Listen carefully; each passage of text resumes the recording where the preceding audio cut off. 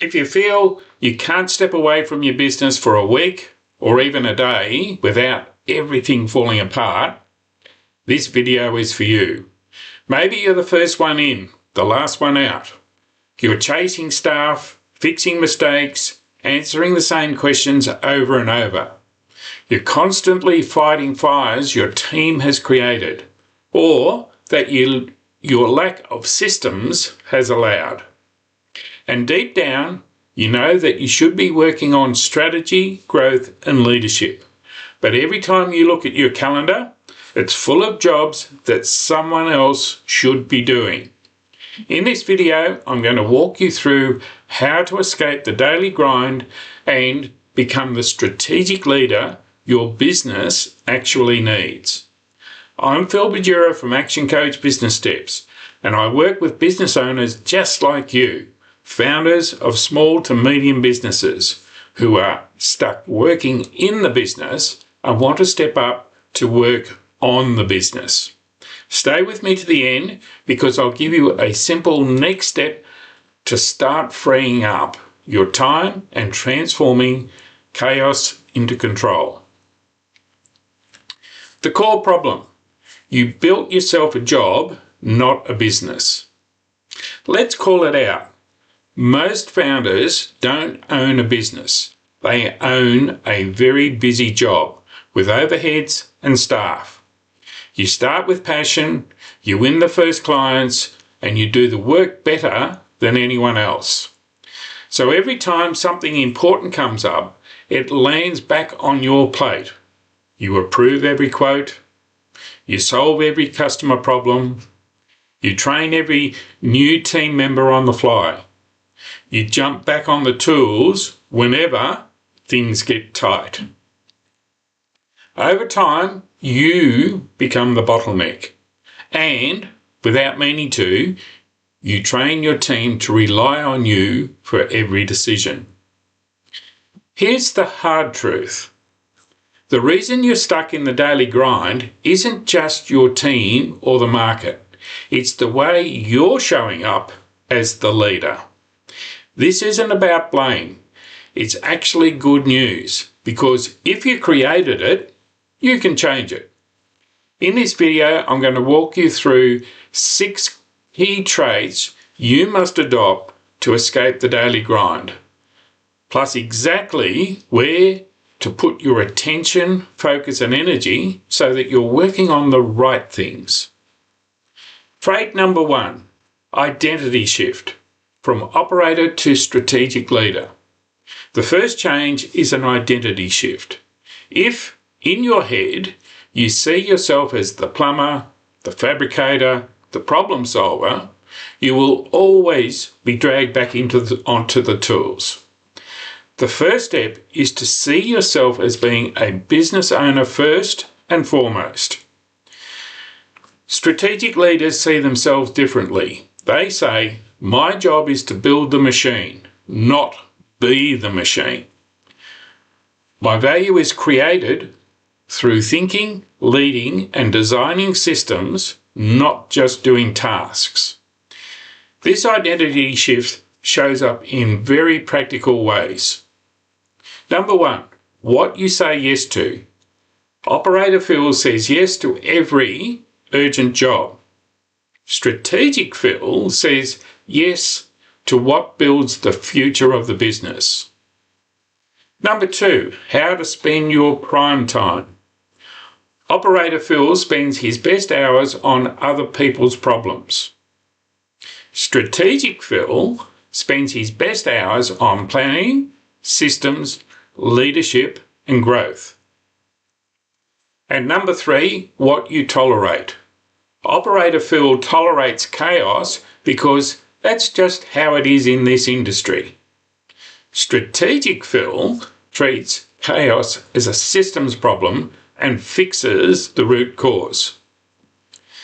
Systems create consistency, people create momentum.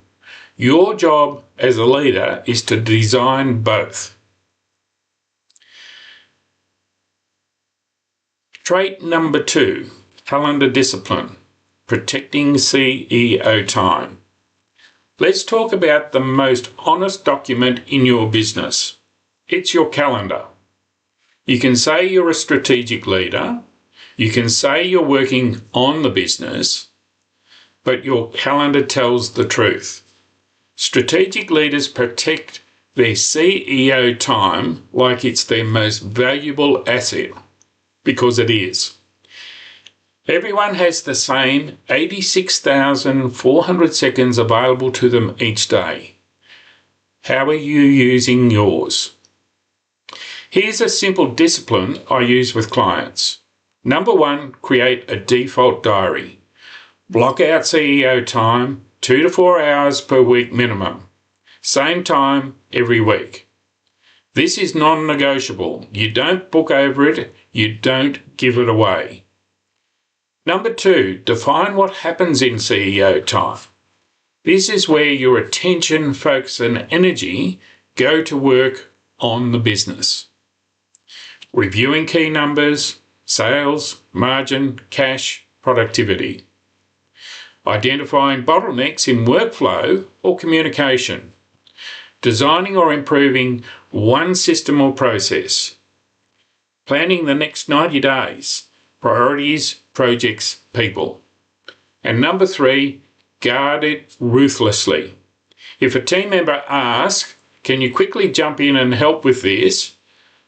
During that time, your answer is, not right now. This is my time to work on the business so I can support you better long term. The first few weeks feels uncomfortable. You'll be tempted to cancel CEO time because things are crazy right now. This is a symptom of something much deeper in the business. The key is to find the root cause and fix that. And that's exactly why you need CEO time.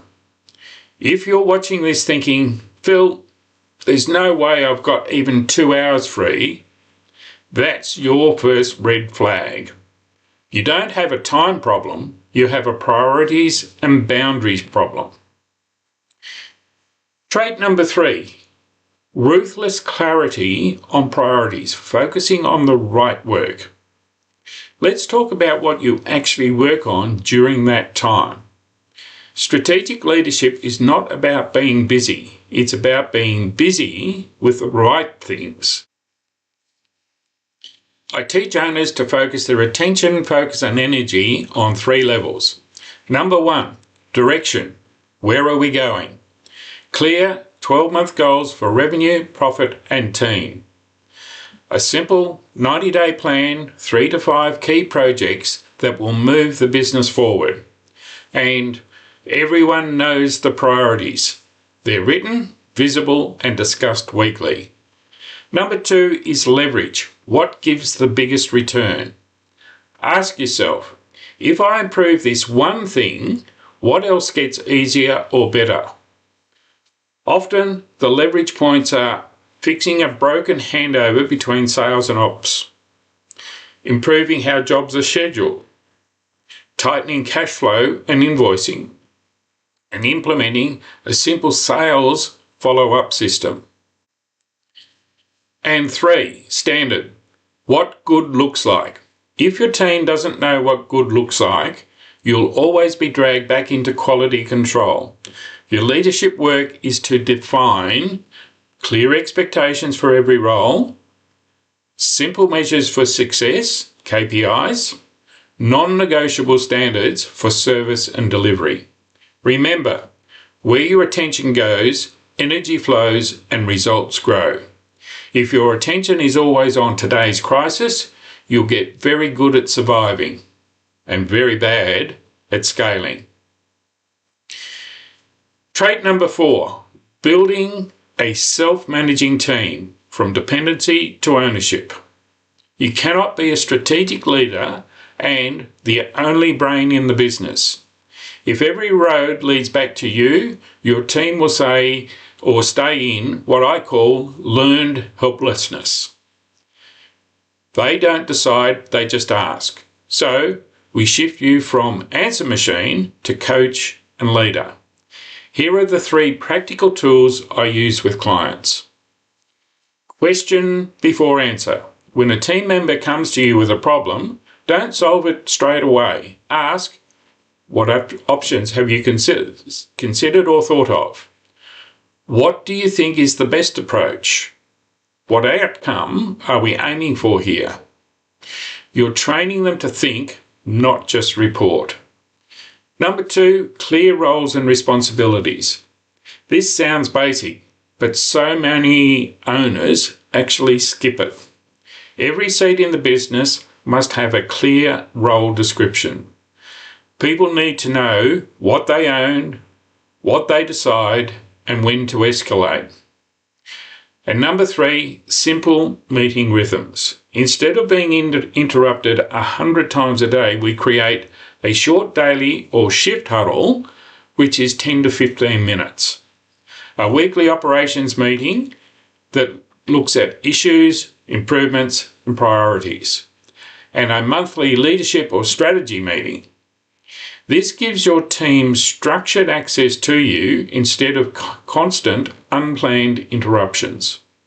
And this is where the phrase comes alive again. Systems create consistency, people create momentum. You design systems and rhythms, your people bring them to life.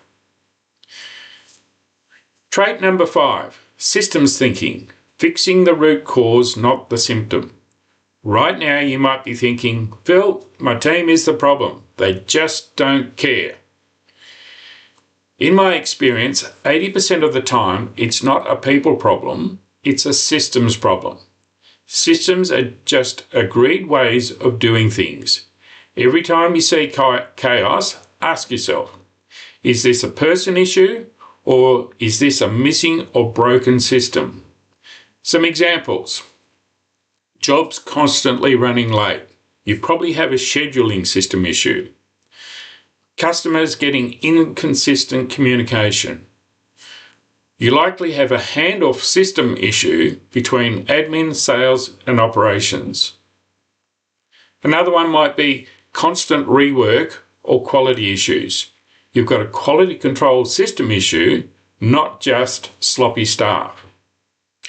Here's how I coach owners to install systems without overcomplicating it. Number 1, start with your top 3 recurring problems. Ask, what do we complain about every week? Number 2 is map the current steps. On a whiteboard, how does it actually happen now? No polishing, just reality. Number 3, design the better way. Trim unnecessary steps, clarify who owns what, add simple tasks and checklists. Number 4 is document in plain English. Short, sharp, visual where possible. Flowcharts, checklists, or simple how-to sheets. And number 5, train, test, and tweak. Train the team, run it for 2 to 4 weeks, and then review what worked, what didn't, and what needs improvement. Gradually, you move from running around putting out the same fires to improving the fire prevention system every week. And finally, trait number 6, personal leadership habits, reflection, review, and reset. Escaping the daily grind isn't a one-off project, it's a habit. Strategic leaders build simple routines that keep them out of chaos and in control. Here are 3 habits I would recommend. Number 1, weekly reset. Review your week. Where did your time go? What pulled you back into the tools and why? What will you delegate? System or say no to next week? Number 2, monthly strategic check-in. Are we moving towards our 90-day priorities? What's stuck? Is it people, systems, or clarity? What one decision would remove a bunch of noise? Number 3, energy movement. Your attention, focus, and energy are not unlimited. Protect your sleep and health. You're the engine.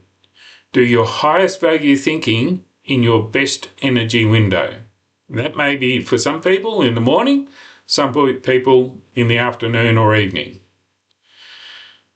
And batch low value tasks or delegate them. If you don't manage your energy, the business will use all of it and then still ask for more. So, bringing it all together, the path out of the grind. To escape the daily grind and become the strategic leader your business needs, you must, number one, shift your identity from operator to business owner and leader. Number two, protect CEO time in your calendar, non-negotiable blocks to work on the business. Number three, focus on the right priorities, direction, leverage, and standards. Number four, build a self-managing team. Move from answer machine to coach. Number five, think in systems. Fix root causes, not just the symptoms. And number six, create leadership habits. Weekly and monthly reflection and reset. You don't have to do all of this overnight, but you do have to start. If you're listening to this and thinking, Phil, this is exactly where I'm stuck, but I'm not sure where to begin, that's exactly what I help business owners with every day. Together we can identify which problems you need to tackle first, decide where your attention, focus and energy will have the biggest impact, build a practical plan to move you from chaos to control over the next 90 days. If you're a small to medium business owner and you're ready to stop working for your business and start leading it, click the link, schedule a strategy session, and let's have a proper conversation about your business. Let's start turning business dreams into reality and give you back the time, control, and freedom you went into business for in the first place. Now, before you go, I'd love to include more real-world stories in future videos. If you're a client I've worked with or you're a business owner who's made these shifts, send me a quick message or email with the biggest change you implemented and the result you saw. And for those watching on YouTube, drop a comment below. What's one change you know you need to make to step up as the strategic leader of your business? This is Phil Badura, turning business dreams into reality.